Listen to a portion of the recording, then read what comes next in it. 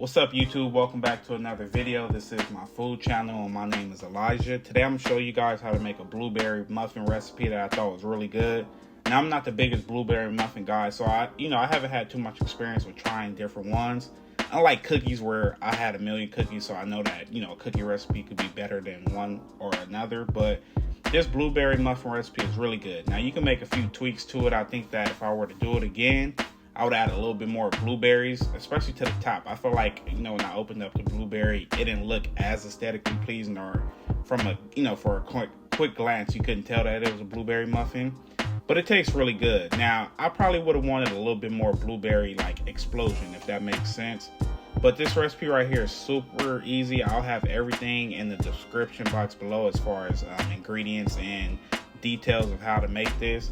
And if you don't have a hand mixer, you could probably whisk this, but I think a hand mixer or a stand mixer will work best for this. And then things like, the milk option, you can use whichever milk you like.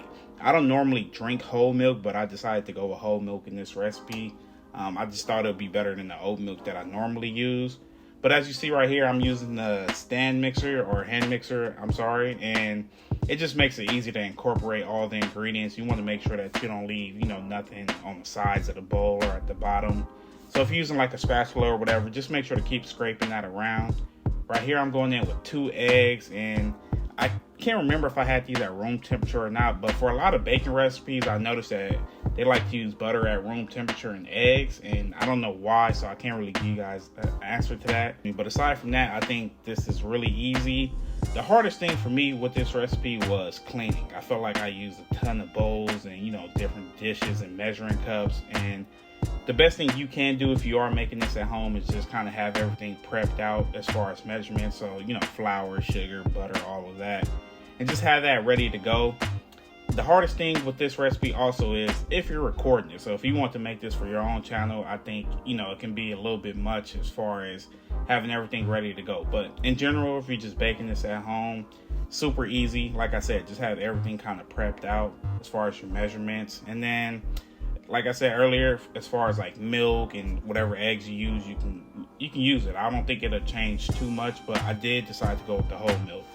Now right here, I'm doing the streusel topping, and of course I ran out of my vanilla extract, but this right here, the original recipe calls for unsalted butter, but I thought that didn't have enough flavor for a streusel topping, so I did go with salted butter.